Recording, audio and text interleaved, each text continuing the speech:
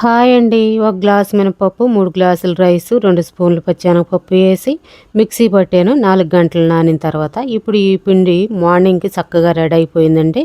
పులిసింది పిండి. ఇప్పుడు ఈ పిండిలో మనం ఒక స్పూను మునగాకు పొడి ఏసుకుందాము. ఈ పొడి ఏపుకొని గాచేసాలో నిలవ పెట్టుకున్నాను మునగాకు. ఇప్పుడు ఈ మునగాకు పొడి ఏసుకొని, కొద్దిగా సాల్ట్ ఏసుకొని మంచిగా కలుపుకుందాం ఈ పిండిలోని. ఇలా కలుపుకొని మనం దోసలు వేసుకుంటే ఆరోగ్యానికి చాలా మంచిది. ఇవి నేను వేస్తూ ఉంటాను ఇలాగా తరచుని. ఇవిగోండి చక్కగా ఇలా వేసుకోవాలి దోసలు మునగాకు పొడితోటి. మనం కొద్దిగా ఆయిల్ అప్లై చేసుకొని రెండో వైపు తిప్పుకొని ఇప్పుడు మనం వేరే దోశ వేసుకుందామండి. ఫ్రెండ్స్ ఒక లైక్ చేయండి, సబ్స్క్రైబ్ చేయండి. ఈ దోశలు మీరు కూడా ట్రై చేయండి. ఎలా ఉన్నాయో కామెంట్ పెట్టండి ఫ్రెండ్స్. ఆరోగ్యానికి చాలా మంచిది ఈ మునగాకు పొడితోటి దోశలు. చక్కగా కడిగేసి ఆరబెట్టి మిక్సీ పట్టేసుకుని గాచేసాలో నిలవ పెట్టుకుంటే మనకి 4 నెలల వరకు కూడా మంచిగా ఇడ్లీలో కానీ దోశల్లో కానీ వాడుకోవచ్చండి. Thank you friends.